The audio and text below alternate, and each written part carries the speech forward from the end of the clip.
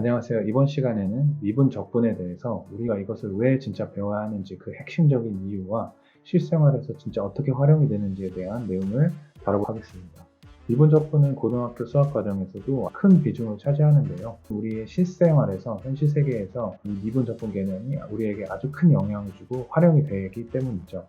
실제로 이안 스튜어트라는 저자가 세계를 바꾼 17가지 수식에 대해서 꼽은 적이 있는데요. 첫 번째 우리가 잘 알만한 거죠. 피타고라스 정리. 쭉쭉쭉 내려가면 벌써 세 번째 미분에 대한 개념이 나옵니다. 그 다음에 파동 방정식이라고, 파동이 뭐 음파도 있고 뭐 전자기파도 있고 뭐 파도의 파동도 있고 물 파동도 있고 하죠. 근데 그것이 어떻게 시간에 따라서 어떤 모양을 보일 것인지, 어떻게 행동할 것인지에 대한 법칙을 나타내는 수식인데, 그것도 미분 개념을 활용을 해서 표현이 됩니다.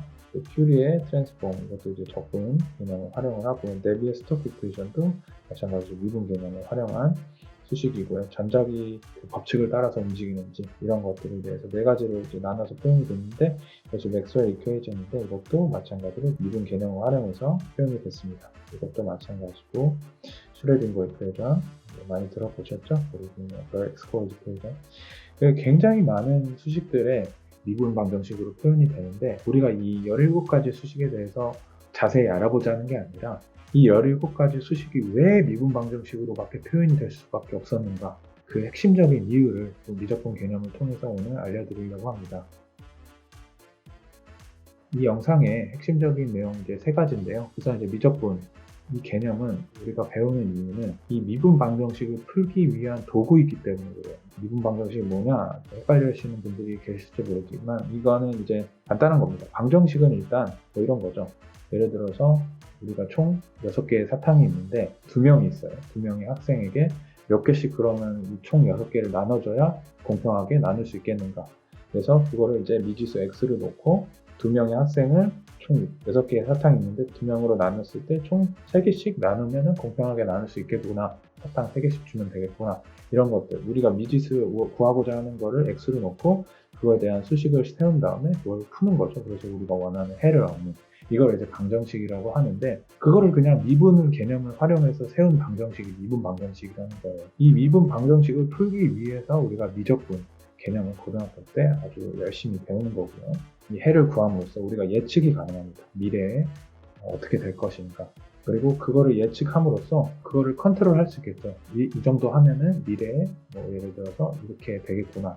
컨트롤도 가능하기 때문에 자연 현상에 대한 미래 예측과 그 자연 현상 안에서 우리가 그 자연을 어떻게 컨트롤할 수 있는지에 대한 부분도 우리가 생기기 때문에 아주 우리에게 중요한 거죠. 그리고 미분 방정식은 자연에 이미 존재하고 있었어요. 그리고 우리가 발명을 한 거 아니라 미적분 개념을 통해서 우리가 발견을 한 거죠. 발견할 수밖에 없었던 거죠. 미분 적분 개념이 자연 안에 자연스럽게 녹아들어 있기 때문에 그 개념이.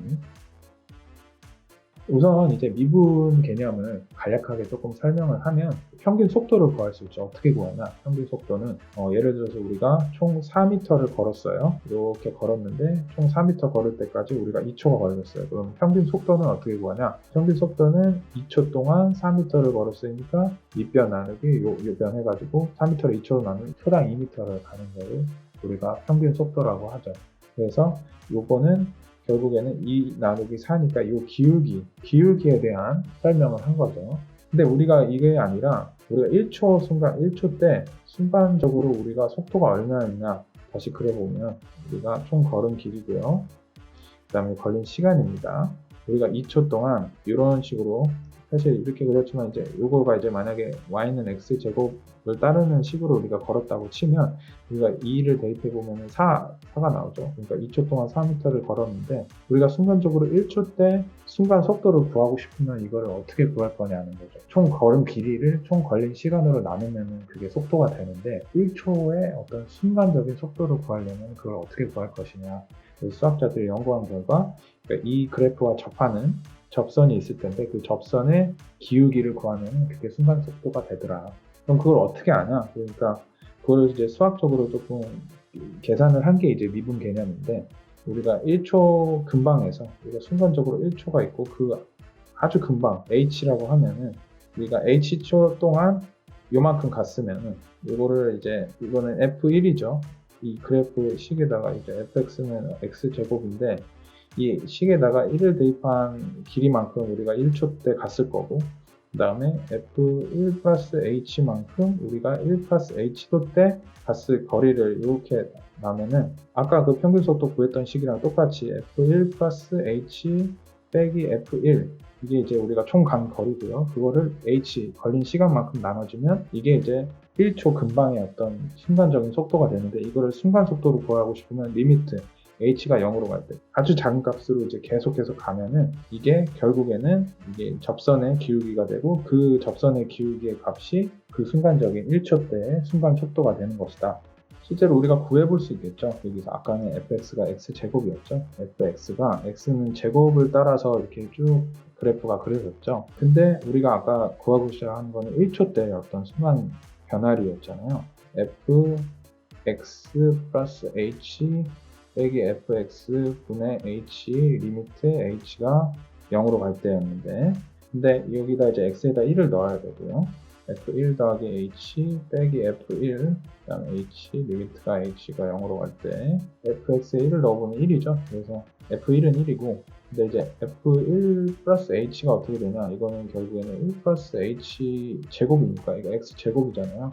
여기다가 x의 자리에다 1 플러스 h를 넣으면은 이게 되고 빼기 f1인 1이니까 이렇게 되고 h가 되고 리미트 h0 갈 때 구해보면은 이거는 h제곱 더하기 2h 더하기 1이 되고 그 다음 1이 없어지니까 결국에는 h제곱 더하기 2h 분의 h가 되는데 h가 이제 나눠지니까 이거는 h 더하기 2가 되죠. 근데 리미트 h가 0으로 간다고 했으니까 h는 없어지고 0이 되고 결국은 2가 되죠. f1 즉 1초 때의 순간 속도를 우리가 2로 구할 수 있고 기본적으로 이제 fx가 x제곱이면은 x 때의 순간 변화율을 우리가 f'x라고 하고 이것을 2x라고 구할 수가 있죠. 이렇게 구해서 여기다가 x에다가 1을 대입을 한 거가 이제 어떻게든 2가 나왔는데 맞다는 걸 확인할 수가 있고 그 다음으로 이제 배운 게 이제 적분 개념인데 적분은 그래프 아래에 어떤 면적을 나타내죠.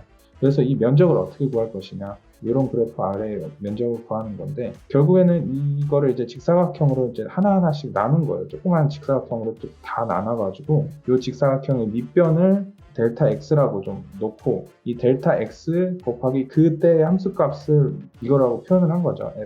fi x 밑변 곱하기 높이 하면 이 직사각형의 넓이가 나오니까 예를 들어서 이 직사각형 이 밑변은 델타 x일 거고 요게 이제 이때 높이를 fxi라고 놓으면은 i번째 이거를 이제 총 m개인데 m개를 잘게 쪼갠 거죠. 잘게 쪼개서 이거를 이제 다 직사각형으로 만들어 봤을 때 이 높이는 이제 이 x 값을 이 함수 값을 대입한 거 즉 요거니까 요거 곱하기 밑변 곱하기 i는 1부터 n까지 다 더한 거. 그러니까 지금 여기가 이제 n개면은 1부터 n개까지 다 더한 거가 이 아랫변의 넓이인데 이 넓이가 이 밑변이 계속해서 0으로 가까워질수록 이렇게 이제 고와진다는 거죠. 이렇게 고와져가지고 실제 이 그래프 아래의 넓이와 똑같이 수렴을 한다는 거죠. 이 수식이 결국에는 리미트가 델타 x가 0으로 갈 때 이거를 다 더해보면 그 면적이 되더라. 근데 그거를 어떻게 표현하겠다?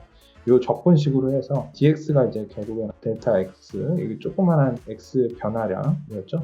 뭐 그거를 여기다 뒤에다 쓰고 그 다음에 이 함수 fx 그거를 0부터 xm까지 더한 거가 이거다 라고 정의를 한 거고 0에서부터 xm까지 어떤 함수 fx 그래프 dx라는 것은 그 아랫변의 넓이를 나타낸다. 미적분은 우리가 서로 연결된 개념이잖아요. 그래서 이거를 연결시켜준 게 이제 Fundamental Theorem of Calculus라고 미적분학의 어떤 근간을 이루는 그래프 아래의 면적과 그리고 어떤 그래프의 어떤 점에서의 순간적인 접선의 기울기가 서로 연관이 없어 보이잖아요. 근데 이게 둘이가 연관이 됐다는 것을 보이는 게 아까 저기 그래프 이런 그래프가 있으면은 0에서부터 a까지 어떤 함수 fx는 x제곱이라고 하죠. 그래서 요 아래변의 넓이를 우리가 구하기 위해서 0에서부터 a까지 fx dx가 결국엔 이 아랫변의 넓이인데 어떻게 생각해 볼 수 있냐 하면 fa라고 놓으면 라지 f라고 썼어요. 여기서 만약에 a에서 조금만 더 가보는 거죠. 이렇게 y는 x제곱 그래프 여기 A까지 이 밑변의 넓이를 구하는 건데, 여기서 이제 순간적으로 H만큼 더 가는 거예요. H만큼 더 가서 이 아랫변의 넓이까지 한 게 뭐가 되겠어요? 여기서 이제 FA라고 했으니까 이거는 FA 더하기 H가 되었죠. 결국에는 이 H만큼 이 직사각형 넓이를 또 대입을 할 수가 있겠죠. 이게 이제 H가 조그마한 값으로 가면 결국에는 H 곱하기 밑변 곱하기 높이 FA가 높이가 되겠죠. 그 직사각형만큼 더한 게 이거를 어디다 넣어야 돼요? 아까 원래 FA식에다가 더하면 FA에다가 더하면은 결국엔 이게 되겠죠. FA 더하기 H 빼기 FA 분의 H, 요게 리미트 H가 0으로 갈 때, 요게 원래 아까 미분 개념을 통해서 알아본 게 이게 뭐였어요? 지점 A에서 함수 F의 A에서의 순간 변화율이었죠. F'A라고 표현할 수 있는 건데, 요게 결국엔 뭐가 되냐? 실제로 계산을 해보면 FA 더하기 H가 뭐라 그랬어요? 요 밑변 곱하기 FA에다가 더하기 FA만큼 한 게 요게 요거잖아요. 그리고 빼기 FA 하면 FA는 없어지고, 그 다음에 리미트 H가 0으로 갈 때 이렇게 하면 HH 없어지고 FA가 남죠. 그러니까 F'A가 우리가 구하고자 하는 요게 이제 결국엔 F'A였는데, 요게 계산을 해보니까 small fa, 즉 원래 함수에 a 값을 대입한 거랑 같더라. 원래 함수가 뭐였어요? 그러니까 y는 x제곱이었잖아요. 그러니까 여기다가 a 값을 대입한 거랑 같더라. 요게 이제 나오는 거고, 그러니까 결국에는 모든 a에 대해서 이제 성립을 해야 되니까 f'x가 fx가 되더라. 원래 함수식에 x 값을 대입한 거랑 같더라. 이렇게 좀 되는 거죠. y는 x제곱일 때 0부터 a까지 fx 그래프를 아래 넓이를 구한 거를 한번 구해보죠. 0부터 a까지 x제곱이죠. x제곱인데 dx 한 개, 그럼 결국엔 뭐냐? fa 빼기 f0이라고 할 수 있겠죠. 0에서부터 a까지 fx는 x제곱 아래 넓이를 구하는 건데, 결국에는 이것은 이제 적분을 하면, 그러니까 미분하니까 이 x제곱이 되는 거는 3분의 x세제곱이겠죠. 요거가 fx인데, 요거에다가 a 값을 지금 대입을 한 거, 즉 3a 세제곱 빼기 f, 여기다가 0을 대입한 건 0이죠. 빼기 0. 결국엔 뭐예요? 요 값인데, 그게 이제 이 그래프 아래의 넓이랑 같아졌죠. 이 미분, 적분 개념이 통합됨에 따라서 어떤 우리가 미분 방정식을 세우면은 그거의 적분 개념을 통해서 실제로 이런 값을 구할 수 있게끔 발견이 된 게 이제 적분 개념이라고 할 수 있습니다. 우리가 왜 미분 방정식을 세우고 그것을 푸는데 적분 개념이 필요하고 이렇게 하냐면, 이제 자연현상, 예를 들어 중력을 볼게요. 중력은 우리가 항상 중력이 있는 환경에서 생활을 하죠. 그래서 모든 물건은 중력에 따라서 움직이죠. 예를 들어서 우리가 속도가 시속 한 4m 초로 걷고 있어요. 그러면 우리가 10초 뒤에는 우리가 지금 위치로부터 얼마만큼 가 있을 거냐 하면은 4m/s 곱하기 10 하니까 40m 가 있겠죠, 앞으로. 그래서 이렇게 쉽게 계산을 할 수가 있는데, 우리가 물건이 이제 가만히 있는 상태에서 이제 자유 낙하한다고 생각해 보면은 이게 10초 후에 어디 가 있을 거냐. 계산해보기 전에 순간적으로 생각해보면 얘가 위치가 0.000001초, 그 미세한 시간 뒤에 어떻게 되겠어요? 속도가 정지해 있는 상태에서 좀 떨어지기 시작한 건데, 0.000001초 후를 생각해보면 그때 속도가 지금이랑 달라져 있겠죠. 아주 무한히 작은 순간 뒤에도 점점 빨라지는 중력과 속도에 의해서 점점 빨라지기 때문에, 우리가 이렇게 단순하게 속력이, 지금 이 속력이 그 10초 뒤에, 그러면 10초 뒤에 어디 가 있을 거냐 이런 걸 계산을 하기 위해서 그냥 냅다 10초를 곱해버릴 수가 없는 상황인 거죠.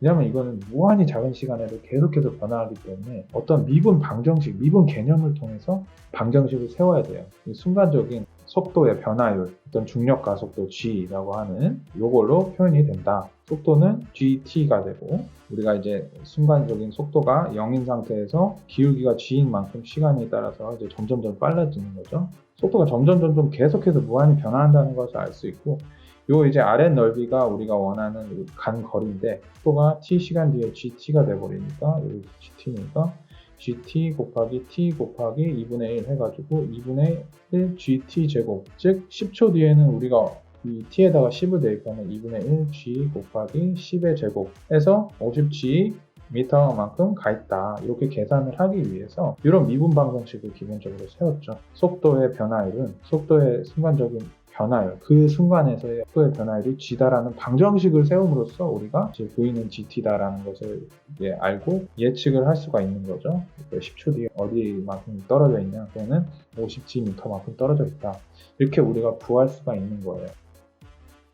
자, 온도도 마찬가지로 방 안에다가 뜨거운 커피를 따라 놓고 그 커피에 대한 온도가 있을 거고 그 방 안의 온도랑 차이가 있겠죠. 그 차이만큼 계속해서 그 커피가 식어갈 건데요. 딱 뜨거웠을 때 놨을 때 온도가 어떻게 변할 것이냐, 얼마만큼 빨리 식을 것이냐 측정을 할 수가 있잖아요. 그걸 예상을 해볼 수가 있는데, 결국에는 많이 뜨거울수록, 커피가 이제 엄청나게 뜨거울수록 그 식는 속도 또한 빠르겠죠. 왜냐하면 방 온도랑 차이가 많이 나니까. 방 온도가 T룸이에요. 이제 점선으로 표현된 건데, 거기에 이제 계속해서 수렴해 가겠죠. 뜨거운 커피를 이제 처음에 이 온도에서 계속해서 떨어져서 방 온도까지 이제 수렴을 할 건데, 그 시간이 얼마나 걸리냐, 그리고 몇 초 후에는 몇 도가 될 것이냐, 이런 것들을 예상을 해보기 위해서 한 건데, 결국에는 커피 온도가 딱 그 어느 순간에 있었어요. 처음 시작할 때 A였는데 0.00001초 후에, 아주 조그만한 시간 후에도 그 커피 온도는 식었겠죠. 그러면 식으면은 방 온도랑 차이가 조금이나마 줄어들었겠죠. 방 온도와의 차이가 줄어들었기 때문에 결국에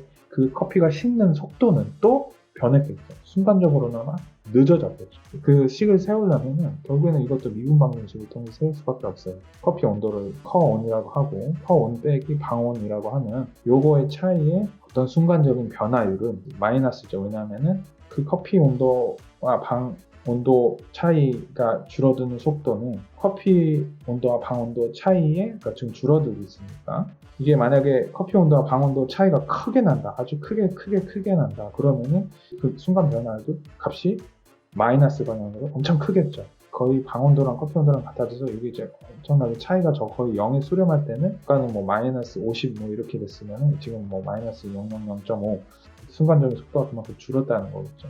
그래서 요거를 이제 구해보면은 커온 빼기 방온, D 커온 방온, 그 다음에 DT를 넘겨서 이쪽으로 하면 마이너스 DT가 되겠죠. 이렇게 해서 이렇게 넘어가니까. 그래서 이렇게 되는데, 요거를 이제 적분을 통해서 우리가 계산할 수 있다고 했죠. 그래서 적분을 다 양변에 취해주면 커온 방온이 되는 거고, 이게 이제 마이너스 T가 되는 거죠. 2의 마이너스 T는 커온 방온이 되는 거고, 우리가 T초 후에 커피 온도와 방 온도의 차이를 계산을 하고 싶으면은, 여기다 T초, 뭐 5초 후에 이러면 2-5 이렇게 대입해서 계산기를 두드려 보면 숫자가 나오잖아요. 그럼 그거를 실제로 계산을 할 수가 있는 거죠. 그래서 미분 개념이나 적분 개념을 통해서는 절대 계산을 할 수가 없어요. 우리가 무한히 계속 변하는 어떤 변화량에 대해서 어떻게 계산을 합니까? 근데 그거를 가능하게 한 게 이제 미적분 개념이다. 그리고 열역학에 대한 건데, 열역학은 결론부터 말씀드리면 이거를 좀 수식을 보시면 마찬가지예요. 시간에 따라서 좀 변화율은 뭐 위치의 뭐 변화율의 뭐 제곱 뭐 이렇게 되는데, 이것도 생각해 보면, 예를 들어서 우리가 이제 토치로다가 철판을 좀 지진다. 그러면 이 부위의 열은 잴 수 있고, 만약에 이 부위의 열이 얼마나 빨리 퍼지는가에 대한 예측을 하고 싶으면, 이 부위의 온도가 많이 높으면 주변 온도랑 많이 차이가 나면 날수록 그 온도가 더 빨리 퍼지겠죠. 온도가 더 빨리 퍼지게 되는데, 주변의 철의 어떤 온도보다 많이 차이가 나면, 이게 높고 이게 많이 낮으면 그만큼 속도가 빨라지는데, 얘가 이제 점차 이게 지금 불을 계속 지지지 않는다고 생각하고 이제 불을 떼봤다고 생각하고 이게 달궈진 상태로 이게 어떻게 퍼질 것이냐, 이게 퍼지면 퍼질수록 이게 온도가 순간적으로 계속해서 조금씩이나마 줄 거 아니에요. 그때 그 주변과의 온도의 차이가 더 줄어들고, 그러면 그 속도도 줄어들 거기 때문에 그것을 계산을 가능하게 하려면 미분 개념을 쓸 수밖에 없다고. 그래서 이 미분 개념을 통해서 계산을 하고 몇 초 후에는 저 부위에, 저 위치에 철의 온도가 몇 도가 될 것이다 라는 걸 예측을 할 수가 있고, 이걸 통해서 우리가 저 부위의 온도를 몇 도까지 언제까지 올리고 싶어요. 그래서 내가 여기를 이렇게 이만큼 가열하면 저 위치가 몇 초 후에 저 온도까지 되겠다, 이런 거를 우리가 예측을 할 수 있으니까 실제로 그거를 조작을 할 수가 있잖아요. 그래서 그런 데도 예측을 하는 데 쓰이고, 실제로 우리가 현장이나 이런 데서 기술적으로 컨트롤을 하는 데도 미분 열역학 방정식이 쓰인다. 파동 방정식이 있는데, 파동 방정식도 마찬가지예요. 파동 방정식, 아까도 말씀드렸지만 파동에 관한, 파동이 어떻게 행동할 거냐, 몇 초 뒤에 어디만큼 가 있고 어떻게 위치로 어떤 모양으로 가 있을 거냐, 이런 것들을 예측하게 하는 건데 굉장히 중요하죠. 뭐 여러 가지 뭐 레이더나 인공위성 통신이나 뭐 수도 없습니다. 그러니까 우리가 그거를 예측을 가능하게 하면 그걸 통해서 우리가 조작도 가능하게 그런 거고, 파동도 마찬가지로 이제 예를 들면 우리가 음파를 예를 들면 우리가 아 소리를 냈을 때 0.001초 후에 그 영화 같은 데 보면 이렇게 꿀렁꿀렁 하는 게 음파가 이렇게 모양이 전달되는 게 보이는데 0.00001초 후면은 그게 음파가 아직 전달되기 지금 입에서 그 머물고 있겠죠. 그 파동이. 그러면은 그 파동 자체도 그 모양이 전달되는 데는 그 파동 지금 상태의 어떤 뭐 에너지가 그 모양이 역할을 할 텐데 그 모양이 0.001초를 변해 있겠죠. 왜냐하면 뭐 한 5초 뒤에 가 있으면 그 음파가 아예 사라져 버려 있잖아요. 5초 뒤에 거기다가 이제 귀를 기울인다고 그 당시 소리를 들을 수가 없잖아요. 그건 이미 퍼져서 없어졌는데 어쨌든 그 퍼지기 전에 0.0001초 후에 그 파동의 모양이 변하고 에너지가 조금 변하고 이제 떨어졌을 텐데 그거가 떨어짐으로써 그 파동 자체가 전달하는 모양이 또 변해 있겠죠. 순간적으로. 계속해서 순간적으로 이렇게 시간에 따라서 계속해서 변하는데 그거에 따라서 그 파동이 어떻게 퍼질 것이냐에 대한 이게 결정이 되기 때문에 이것도 미분 개념을 여기서 보면 미분 개념을 활용할 수밖에 없는 거예요. 그리고 여기서도 이제 맥스웰 방정식이 나오는데 이게 이제 전자기장, 이게 전자가 움직일 때 이게 전류가 흐를 때 이게 주변에 자기장이 형성이 되고 마찬가지로 자기장이 이렇게 흐를 때 그때 전기가 생기잖아요. 이것도 어떻게 생각해보면 똑같아요. 네, 똑같은데 결국에는 미분 방정식으로 표현될 수밖에 없는 이유를 이제 여러분들도 아실 거예요. 이렇게 네 가지 방식으로 표현이 되는데 왜 미분 방정식이 쓰일 수밖에 없냐, 왜 다 미분 방정식을 쓸데없이 사용을 해가지고 더 어렵게 만들고 했냐, 그게 아니라 미분 방정식을 사용할 수밖에 없었고 자연현상이 그렇더라 라는 거예요. 이런 식으로 움직여요. 뭐 E는 이제 전자기고요, B가 이제 자기장이고요. 그게 순간적으로 이렇게 보면은 순간적으로 변화할 때마다 무한히 계속 영향을 미치니까 변화하면서 변화율에 따라서 또 자기장의 영향이 또 전류의 영향이 있죠. 그거를 이렇게 표현을 하는 방법은 미분밖에 없어요. 자, 이제 감이 좀 어느 정도 잡히실 거예요. 우리가 왜 미분 적분 개념을 배울 수밖에 없는지. 중력이라는 것은 결국엔 입자와 입자 사이의 어떤 힘이거든요. 서로 끌어당기는 힘이 생기니까 우리 우주에서 이렇게 3body problem이라고 이렇게 덩어리가 3개 있는 애들이 중력에 의해서 서로의 어떤 끌어당기는 힘에 의해서 어떻게 움직일 것인가, 이것도 생각해보면 순간적으로 얘의 위치가 아마 바뀌었다고 생각해보면 얘 위치가 순간적으로 0.001초 후에 바뀜으로써 얘네들 사이에 미치는 힘이 다 어떻게 순간적으로 또 변했겠죠. 그러면 또 그 힘이 바뀌니까 바뀐 것 때문에 힘이 달라지고 힘이 바뀐 것 때문에 움직임이 달라지고, 이거를 어떻게 그럼 얘네들이 어떻게 움직일 것인가 우리가 모르는 손 놓고 있느냐, 그게 아니라 미분 방정식으로 표현을 해서 우리가 풀 수가 있다. 얘네들이 어떻게 움직일지 우리가 예측을 할 수 있다. 해서 우리가 나로 쐈죠. 인공위성 성공했죠. 그게 이제 궤도 안에 제대로 올라가려면 어떻게 해야겠어요? 중력이 얘가 위로 계속 올라갈수록 우리 중력에 대한 힘이 0.0001초 후에도 우리의 중력에 대한 영향력이 더 떨어질 거 아니에요. 이건 반대로 아까 물체는 떨어지는 속도에서 위치가 이걸 봤는데 이거는 이제 위로 올라가는 애니까 중력이 영향력이 점점 떨어질 건데 그게 순간적으로 0.0001초 후에도 중력이 그만큼 조금이나마 줄었을 거라는 거죠. 그리고 얘가 이제 궤도 안에 올라가서 이렇게 계속 움직임을 할 텐데 그때 걔가 받는 중력이나 이런 것들이 순간적으로 계속해서 좀 변하겠죠. 위치에 따라서. 그게 이제 정상적인 궤도 안에 올라가려면 결국에는 우리가 미분 방정식을 통해서 계산을 할 수밖에 없다. 그러니까 이런 거의 성공도 어떻게 보면 미분 개념을 우리가 알기 때문에 우리가 성공을 한 거다. 그리고 우리가 알 수 있는 게 이제 응용 편인 뭐 자율주행이나 이런 것들이 있겠죠. AI, 자율주행, 최적화. 그러니까 어떻게 보면은 우리가 이제 자율주행이라는 게 어떤 상황에서 우리의 상황이 주어졌을 때, 어떤 사진이 주어졌을 때 그거를 뭐 정확히 맞춘다든지 아니면 핸들을 좀 돌려서 정확하게 길을 따라간다든지 이런 것들 정답을 계속 맞추는 과정인데, 정답이란 결국에는 차이가 줄어드는 거 아니에요. 이런 어떤 최적화 과정을 계속해서 거치는 게 이제 그레디언트 디센트라고, 아까 이제 함수가 이렇게 있으면 우리가 최저점으로 가는데 가장 빨리 갈 수 있는 게 접선의 기울기를 따라서 그 기울기의 반대 방향으로 갔을 때 우리가 제일 빨리 떨어지거든요. 어쨌든 이런 최적화 과정에서도 미분 개념이 쓰여요, 실제로. 이게 이제 미분 개념이 이렇게 물리적인 그런 어떤 환경에서도 쓰이고 실제로 별들과 우주와 행성과 아니면은 그런 게 아니라도 이런 AI 그 최적화를 구하는 과정에서도 미분 개념이 쓰인다. 이 그래프를 보면은 이게 우리가 여기 최저점으로 가고 싶으면 여기 최저점으로 가고 싶은데 지금 우리 위치가 여기 있다. 여기를 기울기를 앞선의 기울기에 따라서 반대 방향으로 내려가야 되잖아요. 그거를 이제 수학적으로 표현하는 게 이제 미분 개념이고, 기본적으로 미분 개념을 사용할 수밖에 없는 게 이게 순간적으로 확 움직이고 이제 차이를 너무 줄이려고 하면 변인 확 늘린다거나 확 줄인다고 그러면은 너무 오버슈팅 되거나 이렇게 할 수가 있어서 그걸 미분 개념을 통해서 차차차차 점차 줄여가는 그런 수학적인 과정을 거치거든요. 그러니까 이런 자율주행이나 AI에서도 이런 게 쓰일 수밖에 없어요, 미분 개념이.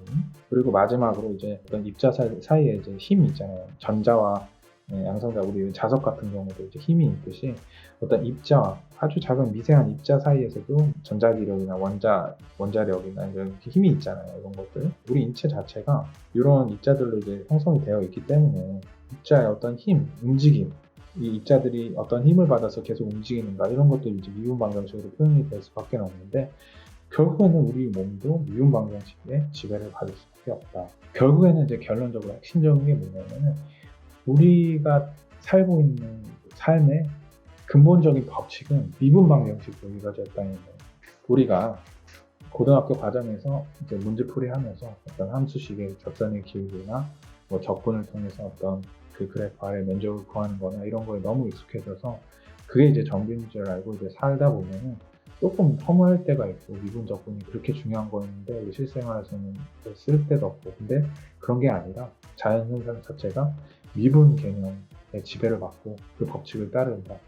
많은 그 미분 개념을 응용해서 실제로 아까 자율주행 AI나 삼성전자, SKT, KT 이런 통신 이런 거 인공위성 미분 방정식이 이제 지배를 받기 때문에 미분 개념을 제대로 이해하고 있지 않으면 이런 거를 예측하기도 힘들고 조작하기도 힘들고 아무것도 알 수가 없다, 계산을 할 수가 없다.